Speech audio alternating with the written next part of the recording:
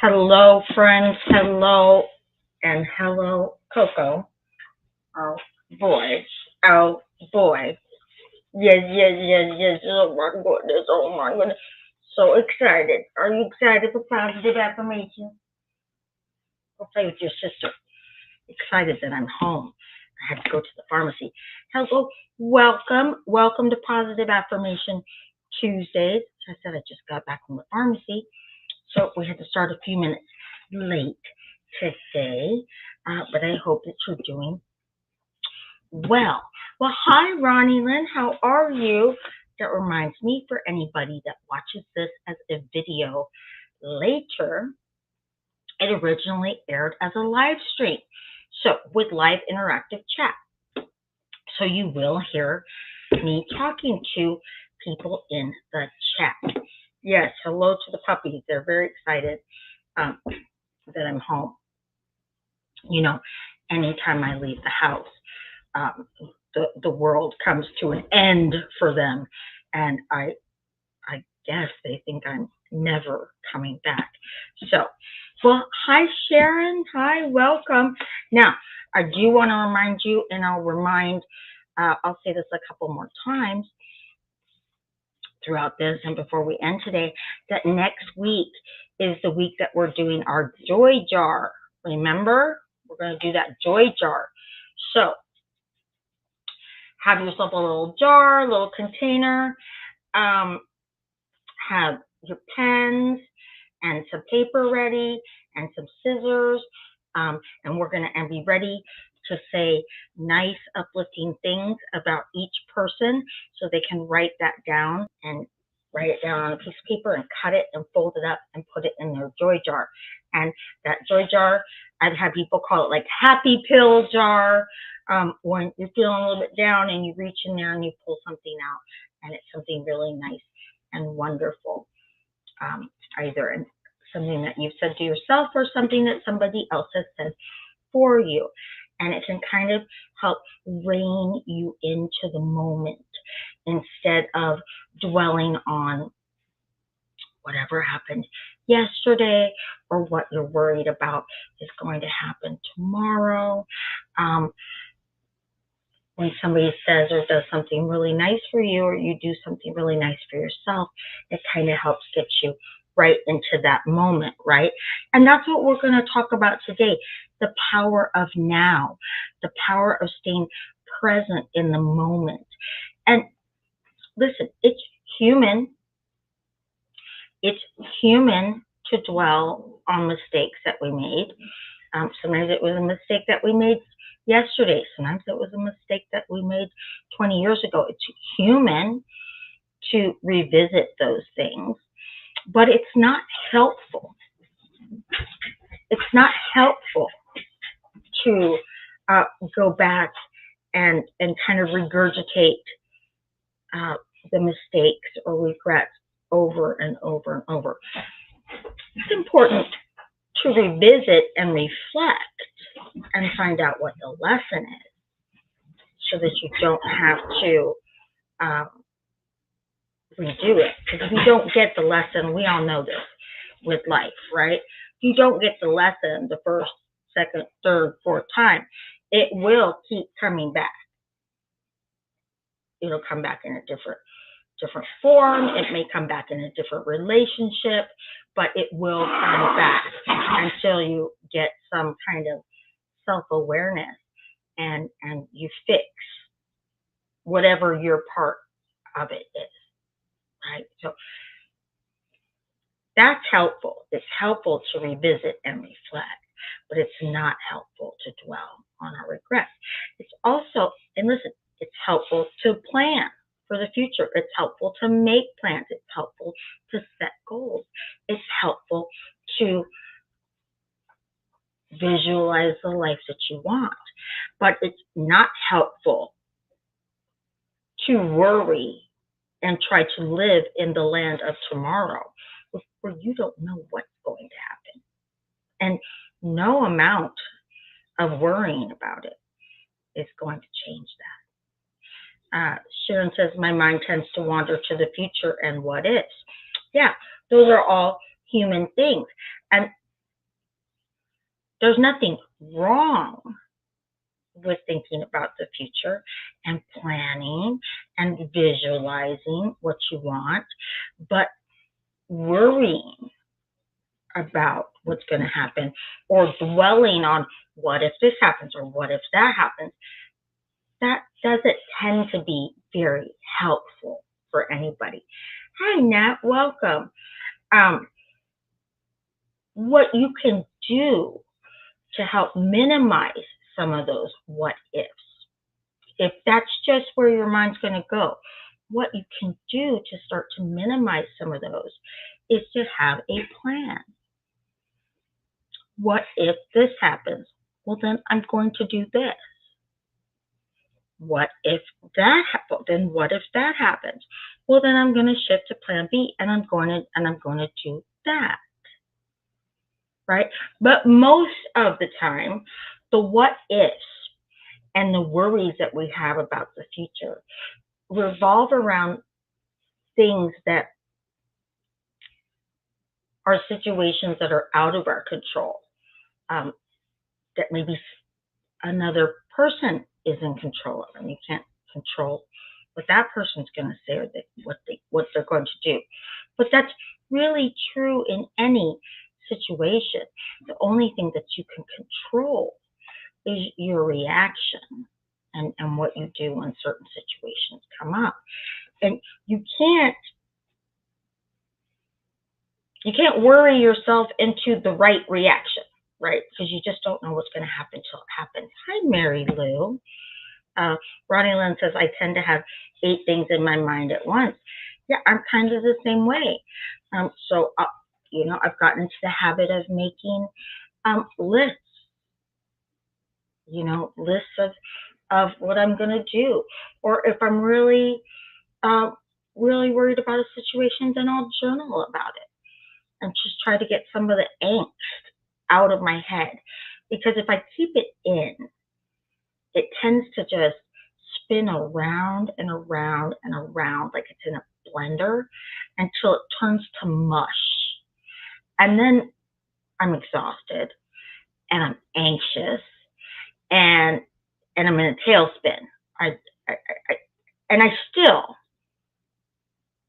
whether it's something about the future that I'm worrying about or something in the past that I'm not letting go of, all of that anxiety and all of that energy and all of that worrying and all of that lost sleep and all of that negative energy, it still doesn't change the outcome one little bit. So I try to change what I do with it when that anxiety comes up. If I'm feeling too, because I can get so anxious about things that I'm almost like catatonic. I can't do anything. I'm just in a funk, and I can't. I've almost worried myself into a state where I'm just a couch potato. I try to have lists. So if I'm in a funk or I'm really getting worried, I look at my list. What is something I can do? And then I tend to, I tend to take my mind off what I'm thinking about. Or 2, I start to process what I'm thinking about or worrying about. I start to process it differently because I'm taking some kind of an action. I'll start to look at it differently. And then 3, I always feel better when I knock something off my to-do list, right? Mary Lou says, hard to meditate when your brain's spinning with all those thoughts. Right. So I don't meditate anyway because it just doesn't work for me. My mind won't quiet down.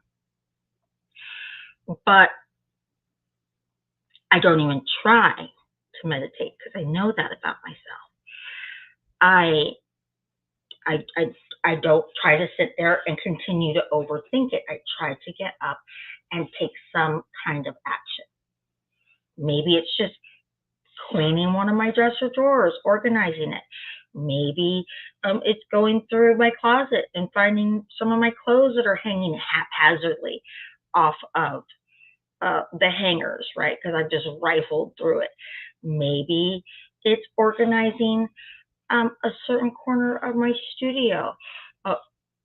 Maybe it's cleaning out the fridge. Whatever are those other things that have been on my to-do list, I get up and I try to do one of them because I'm going to feel better. And when I'm taking some kind of an action, my thoughts are going to be different.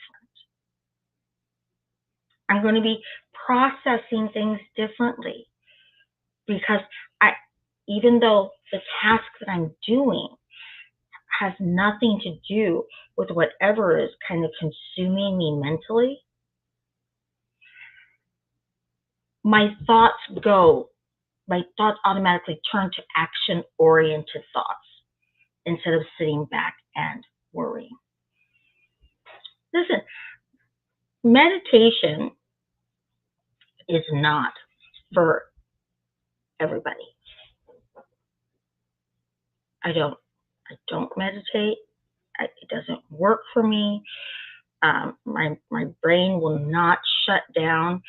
God love the people that can do it. Even guided meditation doesn't work for me because I'm capable of thinking of 47 things at the same time while fully engaged in a conversation and listening to another one. So it doesn't work for me. Action works for me. Even doing something that is not related to, like I said, whatever I'm worried about. Because doing an action or taking care of a task, what does that do? It draws me into the now. And the only place that you have power is in the now. You do not have any power over your past. You do not have any power over the future. The only power that you have is in the moment. And moment to moment, that can shift depending on what person or what situations you interact with and how you react in those situations and what's going on. Sharon says, finding what works for you is key. That's absolutely it. And remember, I've talked about this before, is that knowing your weaknesses is equally, if not more important than knowing your strengths. I don't know if my inability to meditate is necessarily a weakness, but I know that it doesn't work for me. I know that it leaves me frustrated. I know that my mind will not sit still in one place. And so then I just become more frustrated, right? Then I just start beating myself up because I can't do it when I already know it doesn't work for me. So I don't try it. I do other things. Like I said, I don't know if my inability to meditate or to get anything out of meditation, I don't know if that's a weakness. But I tell you what, if it was a weakness, it's now a strength because I know to not even engage in that type of frustrating behavior for myself, especially if I'm already feeling overwhelmed and anxious about something else. Why would I try? If I'm already feeling overwhelmed and anxious, why would I try to engage in something that I know only brings me more frustration? What works for other people does not have to work for me. Okay? Yoga don't work for this kid. Meditation doesn't work for this kid. Exercise don't work for this kid. But hey, those things work for millions of other people. And hallelujah, praise baby Jesus for that. It doesn't work for me. So I'm not going to try it. I'm not going to do something that's going to make me more frustrated, right? So that That's a strength to know that and to go, it's okay, Annette. You don't have to. You don't have to engage in that. Live and let live. Let those people have their yoga. You go do what works for you, girl. Right? And that empowers me and it reinforces that I'm okay just as I am. And that if I'm struggling, I need to look at the things that make me feel a little bit better. And like I said, for me, it's action. If I can do something, listen, if I'm already overwhelmed and anxious and doing whatever, I may as well clean out the refrigerator because I'm going to feel a ton better after that's done, right? Because it's something that I'll put off if I'm feeling great. So I'm kind of one of those people that if I'm feeling crappy, I'm going to do something that I've been putting off because it's a crappy chore that I don't really want to do. And then I end up feeling a lot better. So for me, that works. It might not work for everybody. Ronnie Lynn says music works for her. Nat says meditation for her. And if that doesn't work, music and all of that is just fine. Whatever can kind of take you out of that worry, that moment of worry, that moment of regret, and bring you back to the here and now, because here and now is the only place that you can self-soothe. And it's really important to know how to self-soothe. Really, really important to do. And it's also really, really important to know how to kind of bring yourself back to right now. Get out of tomorrow. You're just, listen, I can tell you whenever I've tried to worry about tomorrow or next week or something like that, 90% of the time, all my worrying was for nothing. Whatever happened didn't even remotely resemble the scenario that I had created in my head. Not even a little bit. I created a whole narrative and worried about it and was upset about it. And it didn't even show up. I mean, how silly was I? And, that goes double for worrying and being upset about something that happened last week or 2 years ago, because that ain't changing. That's for sure not going to change. So what am I messing around with that for? I may as well go down to my studio and try to recreate the color blue better.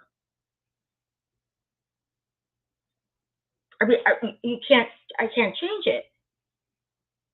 The color blue's been created. It's been recreated 50 bazillion times, and it's fine the way it is. And it's silly for me to think that I can go recreate it. I don't have a time machine. I can't go back and fix it. So why am I messing with it in my head? It's just silly. It's just silly, but we do it, right? We do it. But it robs us of now when we go to either place tomorrow or yesterday. It robs us of today. And we already know, we've heard it said a million times in a million different ways, that today is all we have because nothing else is promised, right? So it's about finding a way to stay in the now and letting go of the other stuff. So I'm going to tell you, let me show you something here. Today, I took a picture of my little calendar for today, my little daily calendar, and I thought it was so interesting because I knew that I was going to do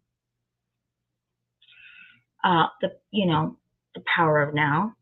I knew that that's what I wanted to talk about. And when I pulled the calendar page off, yesterday's calendar page off, and I looked at this one, what it says above the picture is, it is only possible to live happily ever after on a day-to-day basis. And I thought, wow, that's pretty cool. Because that's kind of what we're talking about. And what are the odds that that would be the calendar page for today, right? So I really like that. So listen, I'm going to do this reading for us. And it's called Don't Complicate Things. Because that's what we do when we worry about yesterday, when we worry about the things that we can't change because they've already come and gone, so it's over. We're complicating things. We're complicating our lives, and we're muddying our mental thoughts, right? And same goes for if you're worrying about a situation or worrying about what's going to happen tomorrow or next month or next week. We're complicating things, right? Natalie says, I always say carpe diem, seize the day. And she says it in another way in Dutch, which I'm not going to try to butcher. But the reading today is don't complicate things. The simple, clear answer for life's situations can be easily found in the heart. Don't limit its wisdom to just one or two areas. Let it guide you through all of your life. Are you struggling with finances? Feeling overwhelmed by taxes? Not certain what to do to help someone you love? Do you have a problem with a friend? Has a business relationship gotten sticky? Maybe hopelessly adversarial? Are you at war with a person you love? Problems with children? Problems with parents? A landlord who just won't get the job done? All of these areas and more can be brought to your heart. Do you need to find a new hobby? Are you stuck on a project? Do you need an idea, some creative inspiration? Do you need a new place to live or a way to fix your current home? Take it all back to your heart. Calm your mind. Let go. Get quiet. You don't have to know the plan. Just put out the question, then listen to your inner voice. It will guide you through any maze you have been lost in. And the affirmation is, don't complicate things or try to figure it all out. The answer is simple. Look in your heart.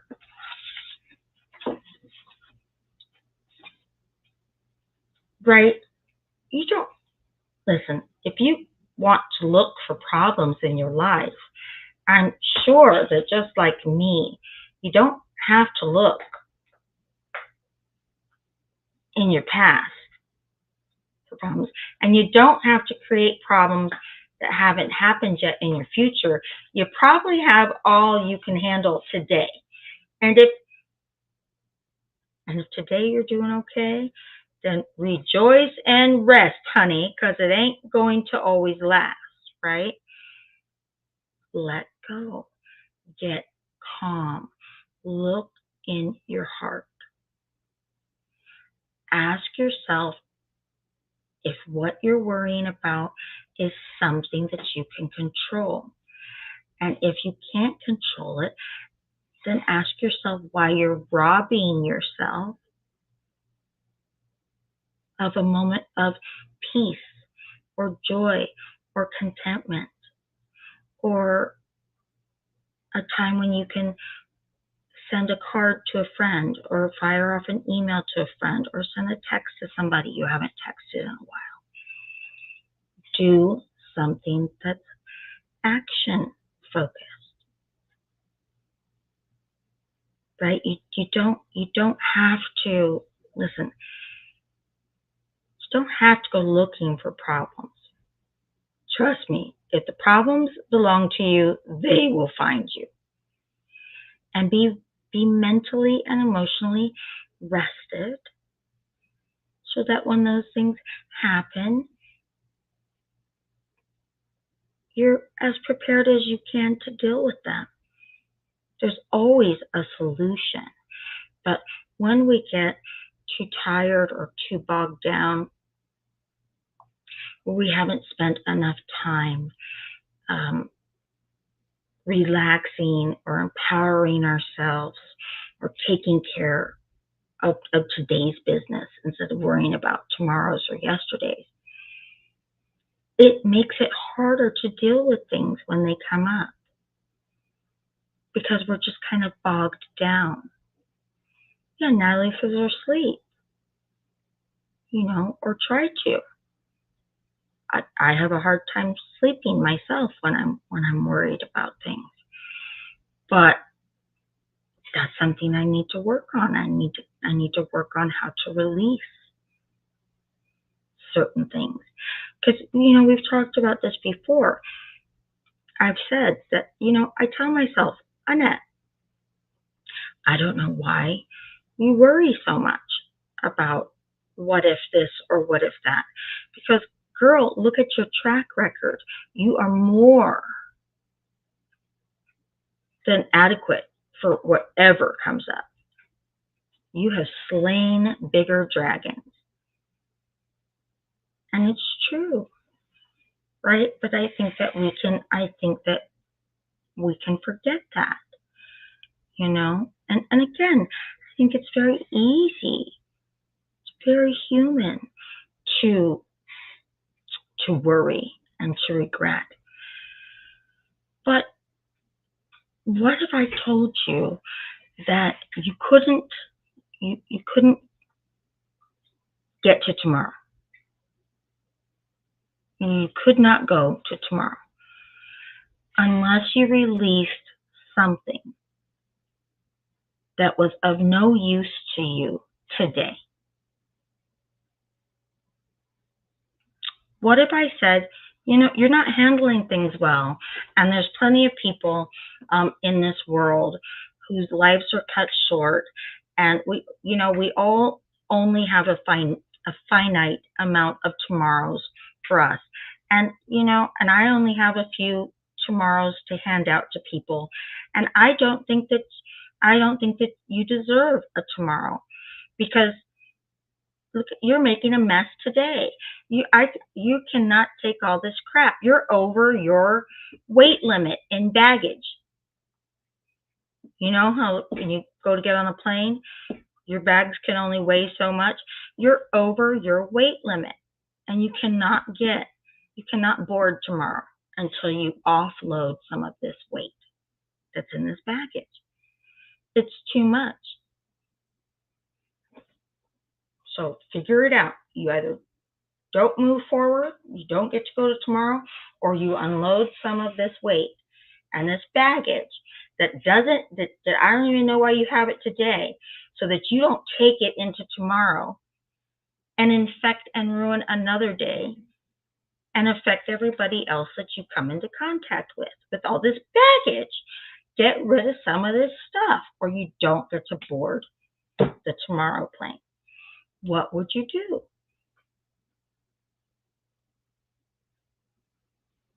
Because you are robbing yourself of tomorrow if you're carrying around baggage that's none of your business, that's what I call worrying about the future. That is none of your business. That will present itself when it's time. Get out of its way. Or baggage from the past. What are you doing carrying that stuff around? So what would you do? What would you get rid of if you had to unload something today? Because the truth is, I mean, you'll get to go to tomorrow, but is it going to be a replica of today and yesterday? If so, what's the point?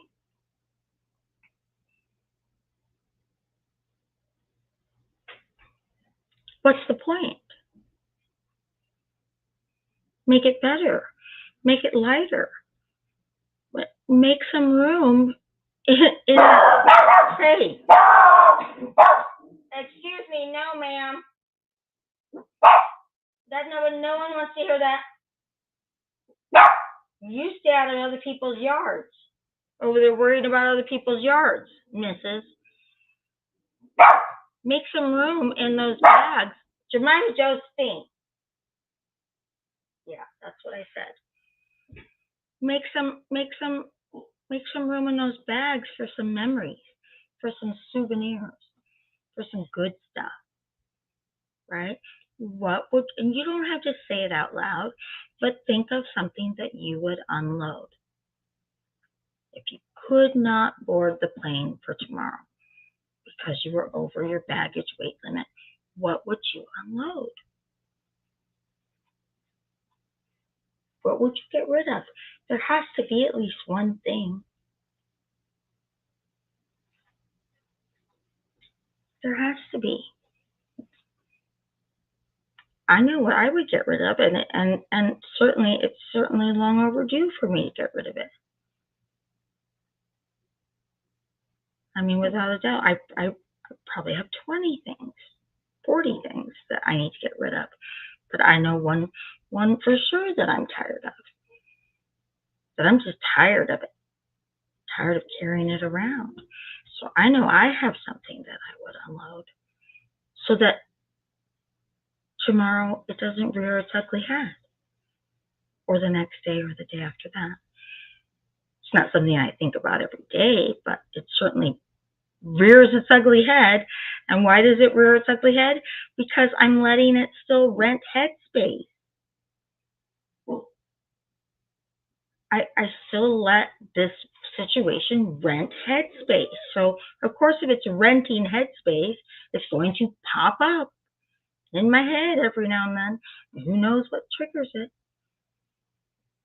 Bronnie Lynn said she would let go of not making everything a battle, of relaxing.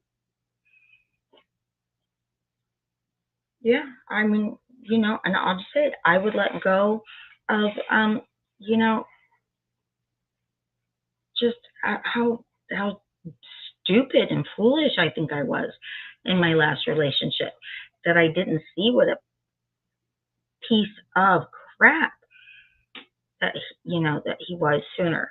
And now that really has jaded the fact that I haven't dated since then at all. And it's been, I'm not talking 2 years or 3 years, I'm talking 8, 9 years, because I'm like, I didn't see it or handle it or take care of it, and I let it go from this to that.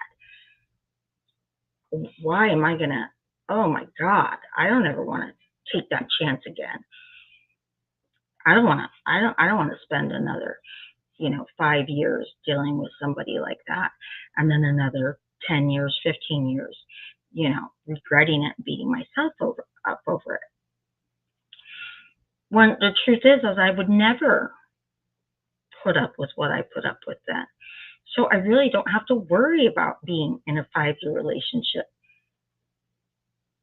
like that one again, because I wouldn't put up with it again.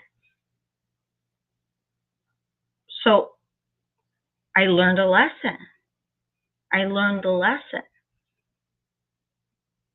got what I needed out of the situation, and I need to let it go. I need to let the rest of it go. We've all been fooled sometimes by people and situations and relationships. So, I wasn't any more foolish or less foolish than anybody else has been in the history of failed relationships. I didn't do it worse.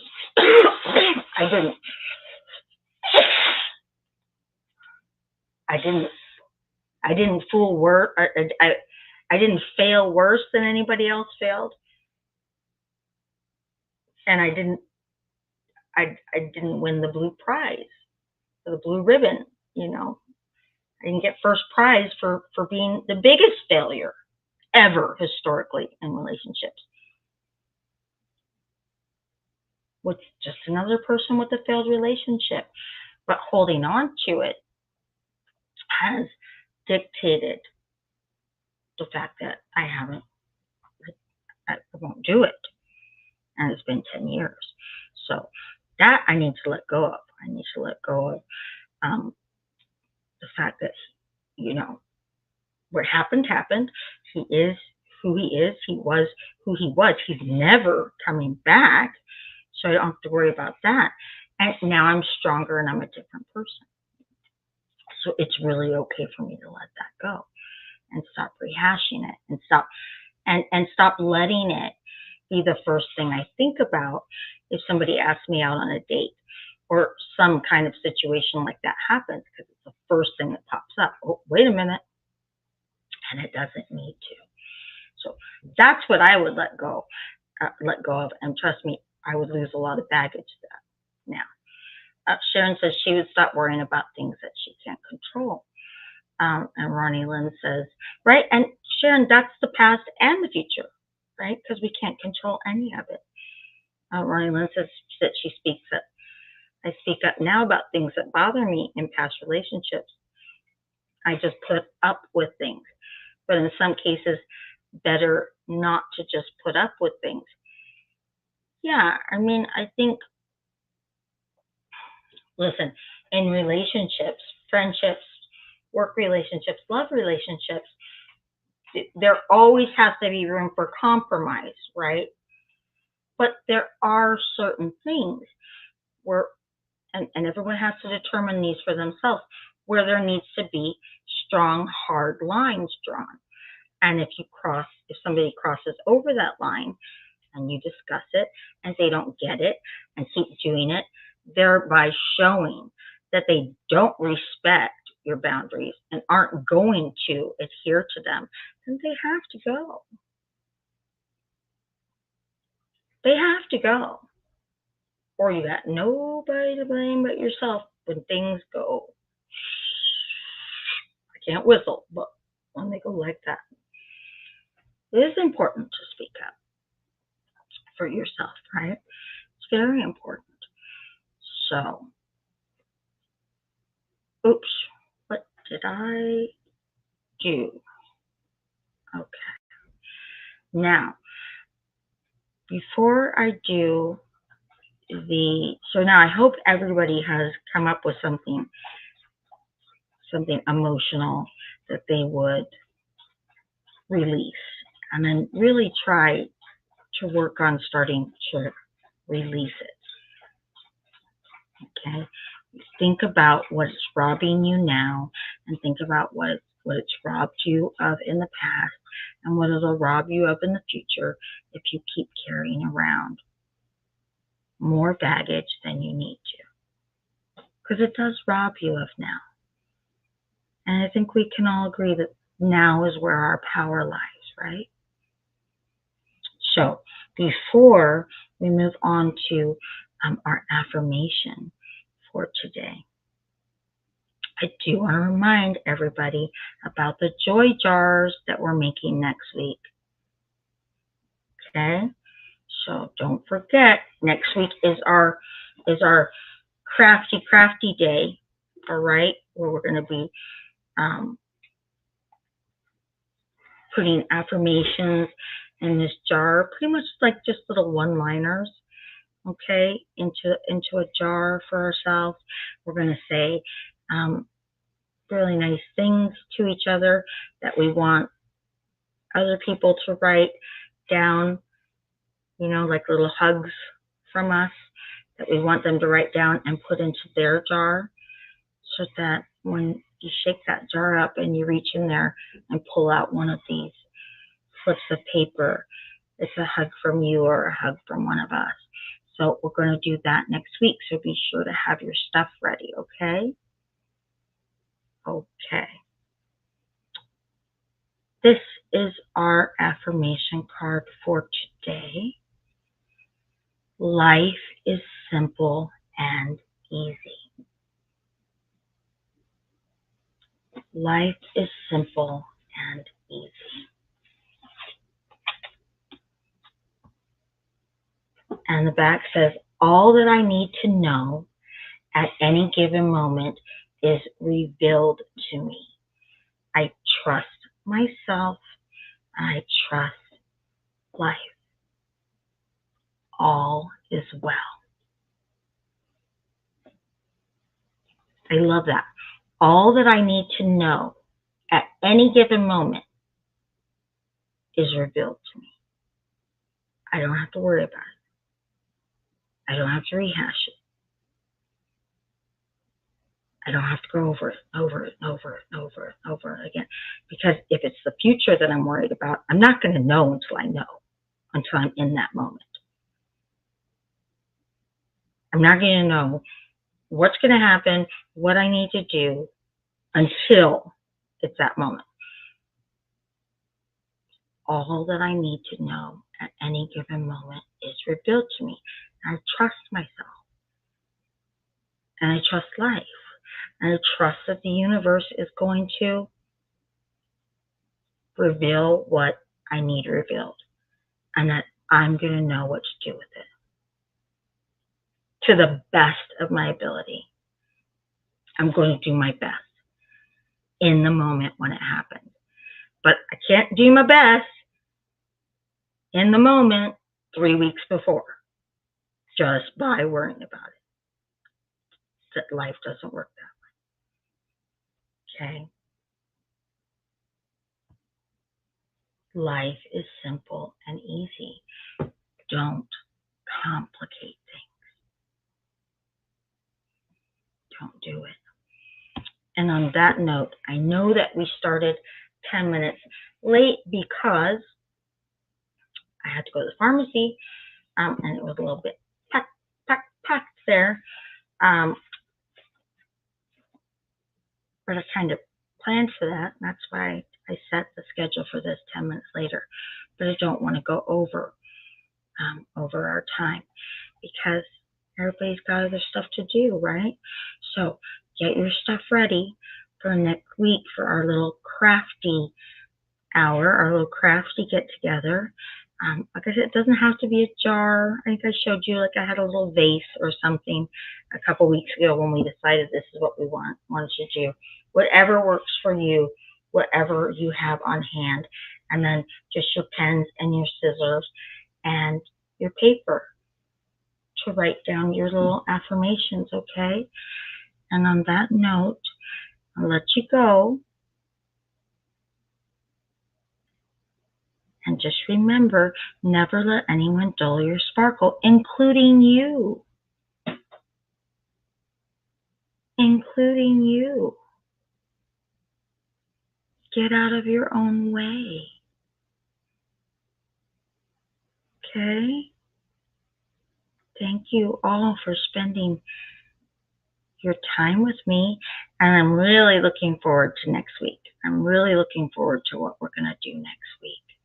Are you guys excited about doing the joy jar or the hug jar or your affirmation jar or whatever it is that you want to call it? And then I'm going to show you this other little book I got that has all kinds of activities in it. I'm going to show you that next week, so we can start to think about what we want our next thing to be. So I know we still have our box that we can decorate too. Okay? Thank you guys. Thanks for spending your time with me, and go have a really sparkly week. Okay? I'll see you guys next Tuesday. Bye-bye.